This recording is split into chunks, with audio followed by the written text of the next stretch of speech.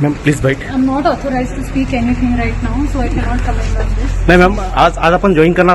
Oh, I'm very happy. छोटे मोटे exam होते यह बात समझ आती, जिन्होंने मतलब फर्जी ओबीसी सर्टिफिकेट दिया, अपने आप को पीडब्ल्यू कैटेगरी के बताया है ना, उसके बाद भी मेडिकल में भी ये बातें सामने क्यों नहीं आई? मतलब आखिर गलती कहाँ हो रही है, कहाँ चूक हो रही है? मैं सारी डिग्रियां जलाऊंगा और इस सरकार के खिलाफ, इस यूपीएससी के खिलाफ, इस बढ़ती भेदभाव के खिलाफ बड़े लेवल पर आंदोलन, भूख हड़ताल करने की जरूरत है। और आप सभी आओ एकजुटता के साथ, और आज शाम से हम बैठते हैं, क्योंकि सारे बच्चे ऐसे जो 8x10 के कमरे में कैसे कैसे रहते हैं, शाम को कई बच्चों के सब्जियों के लिए पैसे नहीं होते हैं, वो दिन रात संघर्ष करते हैं। इस बार तोड़, रीस्टार्ट। मूर्ख बना रहे हो तुम लोग। रीस्टार्ट। हम कह रहे हैं सारे युवाओं से, मध्यम वर्ग के युवाओं से, उनके अंदर कमी नहीं है, सिस्टम में ही कमी है।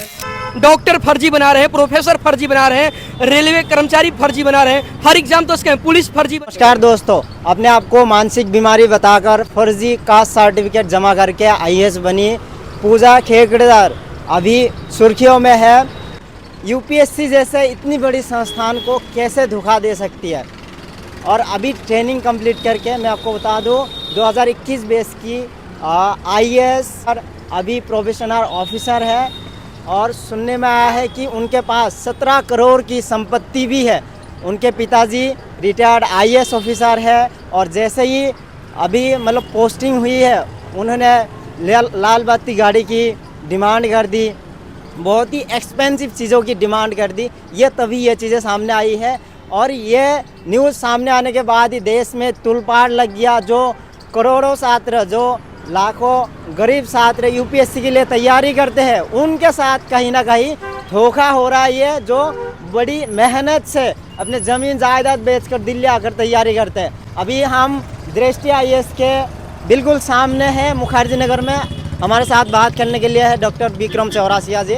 तो आपसे मैं सीधा ये पूछना चाहूँगा कि ये जो धोखाधड़ी की है, ये मतलब किस लेवल की धोखाधड़ी हुई है, मतलब यूपीएससी के साथ? आपने पूछा कि पूजा ने की है, ये सिर्फ पूजा ने नहीं किया है। थोड़ा सा इस तरह आइएगा। मैं ऑनेस्टली आपके व्यूअर को बता दूं, तो इसमें किसकी गलती है?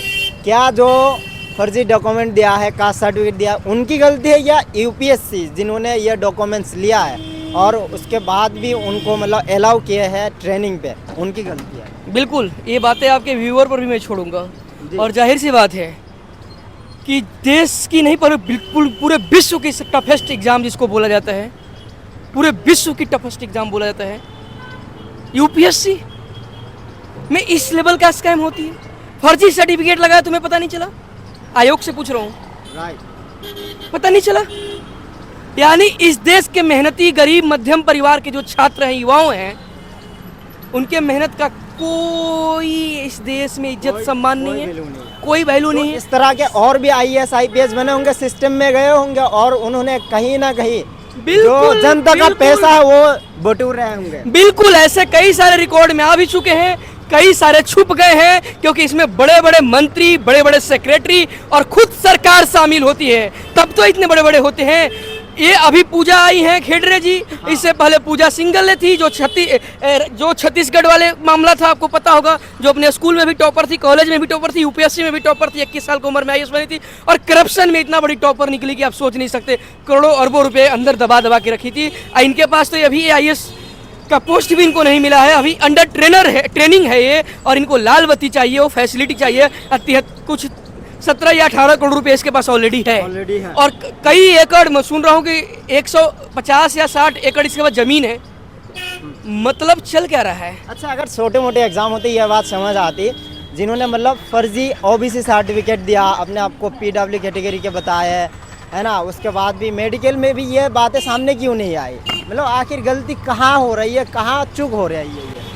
मैं बार बार बोलता हूँ आपको कि ये बड़े लेवल का नेक्सस है। इसमें ऊपर से लेकर लोग बड़े लेवल से एक दूसरे से जुड़े रहते हैं, और अभी विवाद चलते हैं ना, ओम बिरला जी की लड़की की बातें होती है कि कैसे फर्स्ट अटेम्प्ट में आईएएस बन गई। ऐसे ना जाने कितने हैं जिनका मामला आगे आया ही नहीं, सब छुप जाती है। तो इन लोगों के ऊपर कार्रवाई क्यों नहीं हो रही? जो देश के गरीब बच्चे मिडिल क्लास फैमिली के स्टूडेंट यहाँ पर तैयारी कर रहे हैं, जी जान लगा रहे हैं, मेहनत कर रहे हैं। 7-8 अटेम्प्ट मतलब 7-8 साल 10 साल भी लगा रहा है आईएएस बनने में, और वही आईएएस जैसा पोस्ट पे मतलब ऐसे फ्रॉड हो रहा है। ये बताइए, जब हम रखवाली करने के लिए घोड़े को ही दे देंगे खेत की अपने, तो घोड़ा खा जाएगा। आज देश में जो सिस्टम में बैठे हुए हैं सब चोर उचक्के हैं, मैं खुल के बोल रहा हूँ। सिस्टम में पूरे करप्ट लोग बैठे हुए हैं, स्कैमर हैं, कोई एग्जाम में सही से करा पा रहे हैं। डॉक्टर फर्जी बना रहे हैं, प्रोफेसर फर्जी बना रहे हैं, रेलवे कर्मचारी फर्जी बना रहे हैं, हर एग्जाम तो स्कैम, पुलिस फर्जी बना रहे हैं, हर एग्जाम तो इनकी स्कैम हो रही है।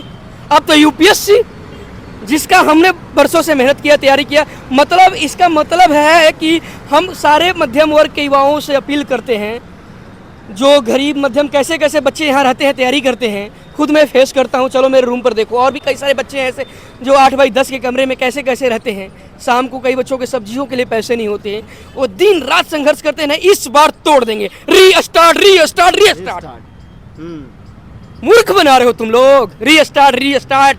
हम कह रहे हैं सारे युवाओं से, मध्यम वर्ग के युवाओं से, उनके अंदर कमी नहीं है, सिस्टम में ही कमी है। वो बेचारा रीस्टार्ट कर रहा है, दिन भर आके फोड़ रहा है, और ज्यादा सिस्टम में कोई और बैठ जा रहा है। जो कोई कभी मॉडलिंग करता था, कोई किसी के पास जिसके बाप दादा परदादा ऑलरेडी ब्यूरोक्रेट हैं, ऑलरेडी पॉलिटिशियंस है, ऑलरेडी सिस्टम में, उन्हीं के लोग सिस्टम में पहुंच रहे हैं। हम जैसे किसान गरीब मजदूर के बच्चों का ये राइट नहीं है।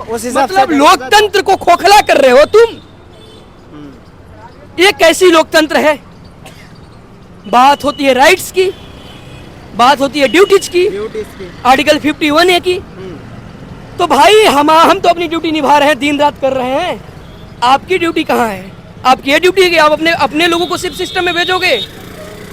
आप उठा कर देख लीजिए, चाहे पॉलिटिक्स हो, चाहे ब्यूरोक्रेसी हो, चाहे कोई भी फील्ड हो, लगभग उन्हीं के फैमिली के लोग जा रहे हैं। भाई चल क्या रहा है?